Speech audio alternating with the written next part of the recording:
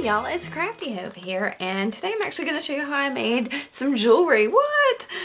Specifically these floating riveted earrings. They were inspired by something I saw on television. I can't even remember what that was, but I do remember I wondered if I could hang some discs in the center of a ring by folding over some other tin and riveting it. And that's exactly what I'm going to do. The video will show the details. The discs I cut out with a disc cutter. I believe I have another video that shows you how I do that. I'll link it up here or down here. And if you have any questions, let me know. All right, guys, here we go. Started with a large silver tone ring from my stash. It was just something I had. I don't even remember. I think I got it from Michael's ages ago. And then a pre-cut disc. This I had already sanded the front and back and then the sides just to smooth.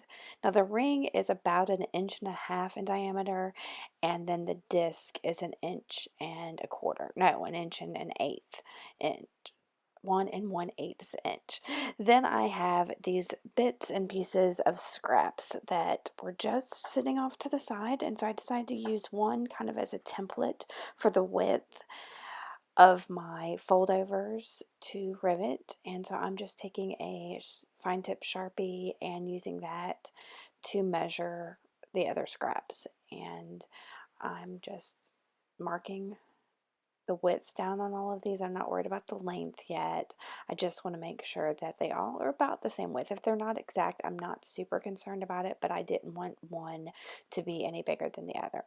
Once I got those lines drawn, I'm just going to take some tin snips and cut those strips. This is a quick and easy process. I think I've got to slow down just a little bit so that it didn't go by too quickly. And as you can see, I'm kind of evening up the edges. That one had like a really long point, and I did not want that on there, so I'm just clipping that down. And then I'm going to take all of those and I'm going to measure about what I need. Now I fiddle with this quite a bit to kind of figure out how long I wanted that to make sure it overlapped into the disc and then went around that ring and then to the back. So I think I ended up doing about 2.5 centimeters. I was going for 3, but some of mine were just not long enough to do that, and the 2.5 worked just fine. So, and you see I've got some bail pliers here that I'm using to kind of give me an idea to see if that is going to work, and I see there that it is. So if you have a different size ring or a different size disc, this is kind of how I measured it. I just took my scraps and bent it over just to make sure that when it's folded it's going to fit on there right. And so then I just went through all my scraps and marked that 2.5 centimeters, and then I'm clipping them down to that length. Any of them that have excess, I'm just clipping that into my trash bin there, you'll see. So no big deal, super quick and easy. And then once I get them all cut, because I don't like super sharp edges, even though these are going to be riveted down, I'm going ahead and clipping off the corners of all of these pieces, just because, again, I don't like super sharp corners. It seems like it's going to be something that's super pokey. Once those were all clipped, I go ahead and use just a sanding block and sand all of the edges of those strips. I wasn't super concerned with the top or the front or the back, just all of those edges. So especially where those corners were. So I'm sanding around all of these. I'm going to go through all of my little pieces and get that done. And then I'm going to take, this is a basic paper embossing folder and a Sizzix Big Kick, and then I've got my discs. So I'm going to put my discs into this embossing folder and run it through real quick. I wanted y'all to see how I did this, that it was seriously just a super simple process to get some texture onto these discs. And it's the same way you would emboss paper in an embossing machine like this. So here we go. I'm going to show you this, how great this turned out. I love this embossing folder. It's just some marks on it, and I thought that was great. Now I am using vintage patinas to color my pieces. This turquoisey color is called Verdigris, and it's one of the original colors that Vintage put out, and it's one of my absolute favorites. So I am using a fairly big, not super big, but it's big for what I'm working on, paintbrush to cover that area as quick as possible with those patinas. And then I'm going to, you see I'm moving that around the desk. I'm trying to keep from getting it on the back, and I don't, because I was still trying to decide if I was going to use the patinas on the back or actually distress the back. So I'm just putting those off to the side, and then I'm going to use that yellow color, which is called ochre, to color the those little strips. Now I'm not going to do the backs of those because they are going to be folded, and so it doesn't matter. Now these are super messily done. I used probably too small of a paintbrush for them, but it's fine. Once I get all those done, I go back to my discs, and I have decided to go ahead and patina the backs of them. And so I'm just going to do the same process using that same brush, get a little bit of the patina, and just paint on the backs. And this time I really do need to make sure I don't get any of the patina on the other side, because that's already been painted and done nicely, and I don't want any excess to mess them up. So that is going to be all done. And then when all of that is dry, I'm taking, y'all, this is just a cheap nail file that I am, Vintage does carry a nice sanding block, but I've used mine up, and so I'm just making this work for now. So I'm just sanding off those raised portions that were textured with the embossing folder on the fronts of my discs. I'm not real worried about the backs at all, because I'm not going to get anything really off the back except for the raised the main portion of it, and I don't want that to happen. So, and I'm brushing off a little bit any of the sand that's on there, brushing that off.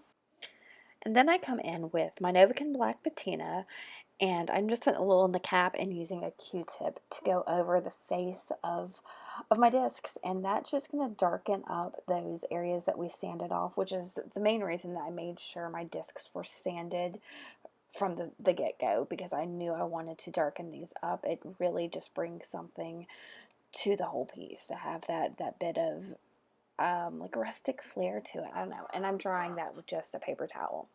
And then once that is all good and dry, I am using the Vintage, what is it? It's the glaze and glaze sealer. Anyway, it's the matte one. That's the sealer and extender for the Vintage patinas.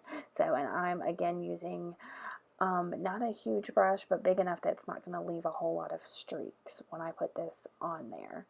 And this gives it just a nice matte patina and not anything too shiny. Now I rinsed that brush off, which was silly because I needed to go ahead and color my strips as well. So I'm going to dry that again real quick as best I can, and then go use that same brush and go over my strips also. Again, I just did the front of these and not the back.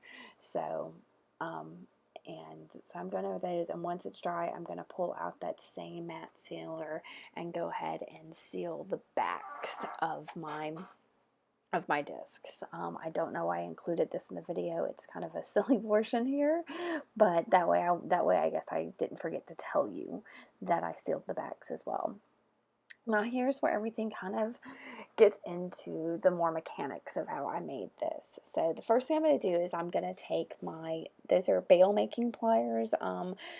I have only had those for a little while, and so I really like that I can simply turn things with them and fold them and basically make a bail. So that's kind of what I'm doing, and I'm using the smaller, there's two rods. I'm using the thinner rod of those two to go around and bend my strips, and I'm just eyeballing the center of those, and you see I'm kind of thinking through this, trying to figure out if that's exactly what I wanted to do. So once I get that first one all bent, then I'm going to go back and go ahead and just kind of repeat the process with the rest of them. Yeah, you see I'm really being methodical about this because I don't know, I had a lot on my mind about if I was going to have to do a lot of math with this technique and this idea, and if it was going to actually work. So I'm going to go through and bend all of those. Once they get bent, I'm going to press the ends of it together because I know my next step is going to be to punch a hole, and I want those open ends together where the hole's going to go, so that it doesn't get messed up in my power punch. So I'm pulling out the power punch, and I've got a 1.5 millimeter like punch on it. Now this is something I bought extra that didn't come with my punch, but it has worked out great because 1.5 millimeter is the size of my rivets, or at least the ones I have. I don't know if most of them, all the ones I have are that size. So anyway, I'm going to punch a hole, and because I'm going through those 2 layers of 10, it's not a super clean punch, but that's okay. It's easy enough to pull off those little hanging chads that are there. So, and I'm gonna, again, and I'm not measuring anything, I'm just going and vaguely punching the holes all about the same place on the end of all of those little tabs. So, yeah.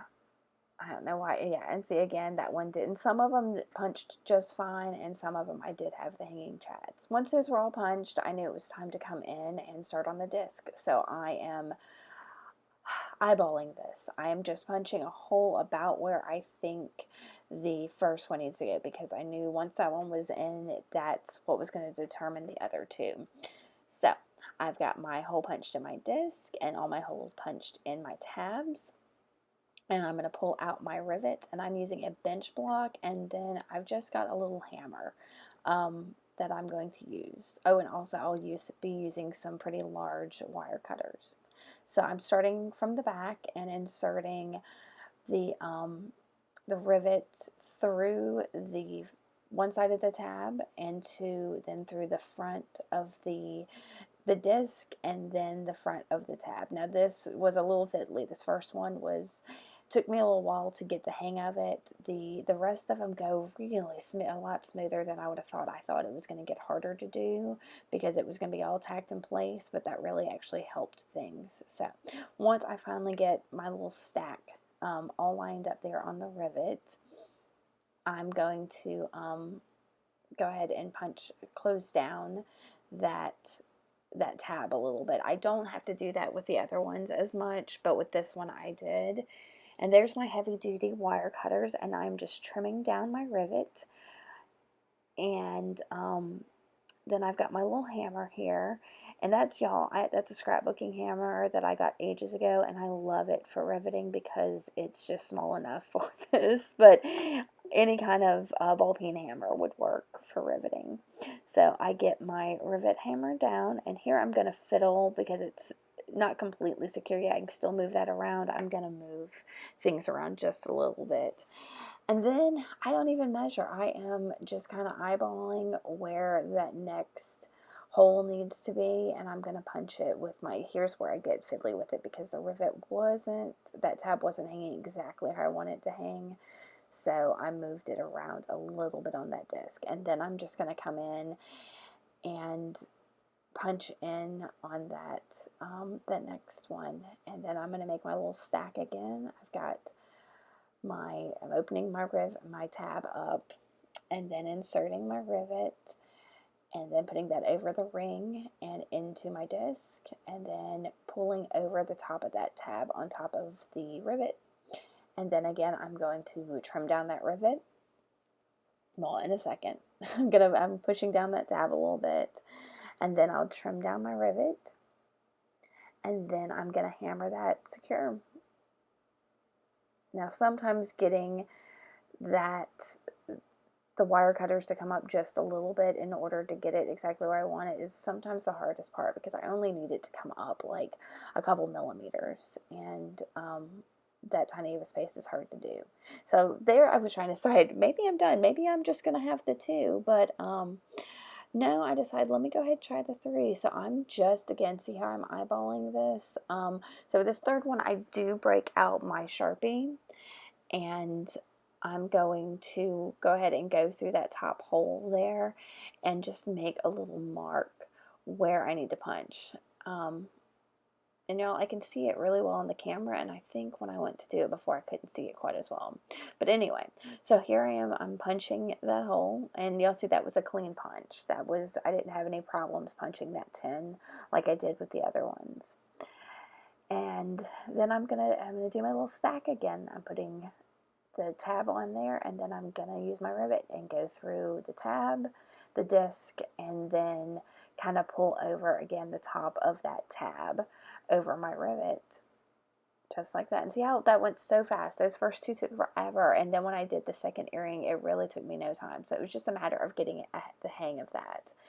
All right, and then I am just hammering it down. Now, when I did hammer this, I did flake off some of the patina, even though it had been sealed. So here I'm going back. You see, I've got both of my earrings made now, but I'm going to go back in with my ochre patina and just kind of clean up some of the areas that flaked off. Not even gonna, I don't even think I bother sealing it. I just wanted to get that covered up. I didn't want it as much of the shininess to show, but I didn't care if it looked kind of rough, because I do have that whole rustic vibe going on with this, with having that darkened patina on there. I just didn't want it to be a whole lot of mess up. So, and I did the same thing with the verdigris. I didn't have as much showing, and you see me. There I go, sliding it straight into the patina because I'm a klutz. But I do clean that up just a little bit to, especially on the back where there's so much of that patina on there. So, and I'm double checking that I did get all of that off of there. So once those on there, I'm going to just simply grab some ear wires. I actually had some jump rings too with this. You see I've got the jump rings and the ear wires, but then when I go to open the jump rings, I realized that they're absolutely unnecessary, and I don't need them at all. So here's me going ahead and opening it and sticking it on there, and then when I go to slide the ear wires on there, I'm like, but why?